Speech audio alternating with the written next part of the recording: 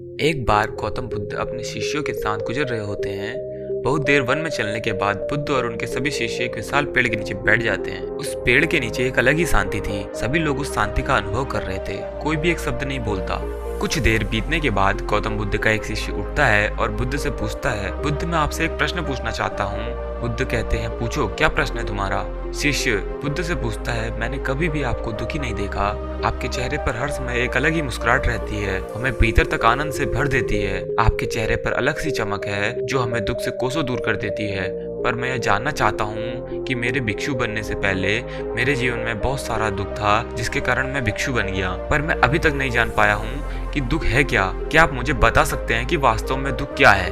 बुद्ध मुस्कुराते हैं और अपने भिक्षुओं से कहते हैं, दुख एक विचार से ज्यादा कुछ नहीं है। सभी लोग सुनकर चौंकते हैं और बुद्ध से पूछते हैं, परंतु बुद्ध, विचार तो आते हैं और चले जाते हैं, पर दुख एक बार आ जाता है तो जाने का नाम ही नहीं लेता। बुद्ध कहते हैं, मैं तुम्हें एक छोटी सी घटना बताता हूँ। एक नगर में एक धनी सेठ रहता था। उसके पास एक वफादार नौकर था। वह सेठ अपने नौकर पर बहुत विश्वास करता था।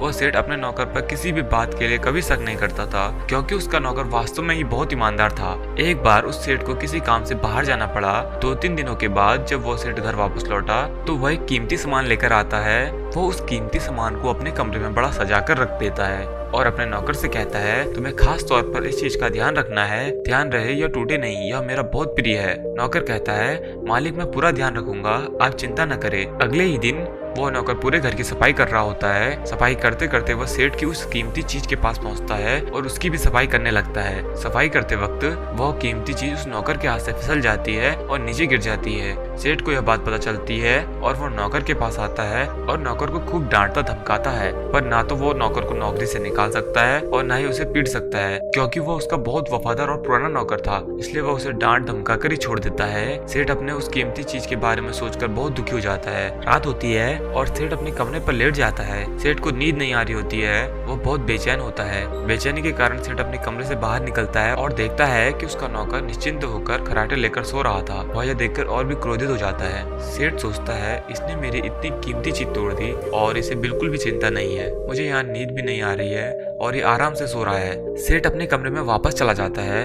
अगले दिन सुबह सेठ सोचता है। फिर सेठ को एक तरकीब समझ आती है। वो अपने नौकर के पास जाता है और अपने नौकर से कहता है, मुझे बहुत दुख हो रहा है, यह बताते हुए कि वो जो कीमती चीज कल तुमने तोड़ी थी वो मैं तुम्हारे लिए लाया था। मैं चाहता हूँ कि मैं तुम्हें उसे उपहार में दूं, परंतु अब क्या कर सकते हैं, अब तो वह टूट गई है। सेठ की बात सुनकर नौकर को धक्का लगता है।